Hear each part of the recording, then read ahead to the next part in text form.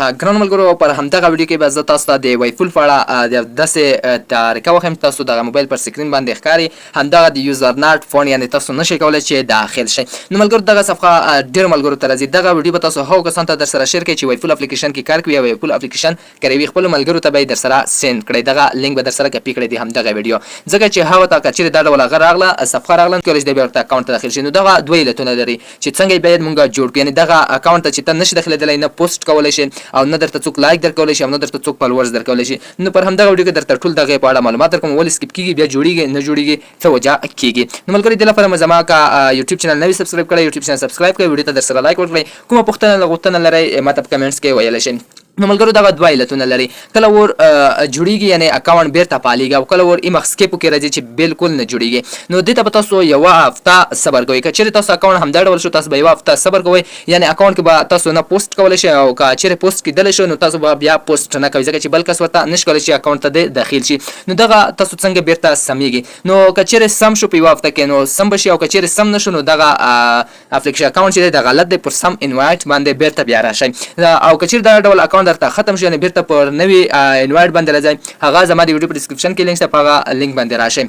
نو ډېر وجې همدغه کېدای شي چې تاسو غلط پوسټونه کړي وي یعنې پوسټونه پر همدې ډول کړي وي چې تاسو د بل چا پوسټ کړی وي هغه درته رپورټ درکړی وي. که چېرې ستا پر ویډیو باندې رپورټ راغی نو ستا اکاونټ سکیپ کېږي. تر یوې هفتې پورې ستا اکاونټ څنګه کېږي سکیپ کېږي. تر یوې هفتې اخوا درته یا جوړېږي یا درته جوړېږي نه. هغه د وایفول اپلیکیشن پورې اړه لري او تا پورې اړه لري چې ته باید داسې پوسټ وکړې چې څوک درته رپورټ درنه کړي. نو همدغه وجه بیخي زیاته کېدای شي چې ډېر کسان زه وینم چې زما د یوټیوب ویډیوګانې پر ویډیو باندې اپلوډ کړي دي یعنې په وایفول باندې زما ویډیوګانې خو ما سمپل دا ورته ویل دي چې بالکل اپلوډ کوئ زما لینک ورسره اچوه.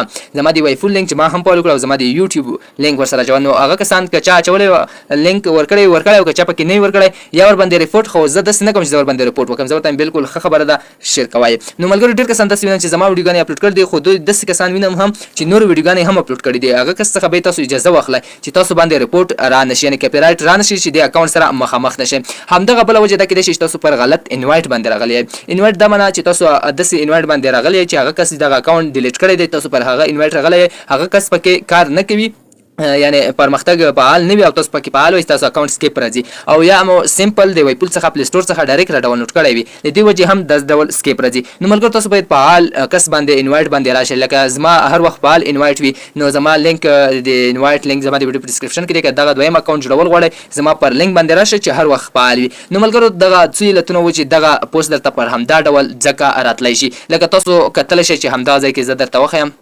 نو ملګرو دې کس تاسو پوسټونه کتلی شئ او لایکونه یې کتلی شئ فالوورز هر څه یې کتلی شئ چې بیخي زیات دي.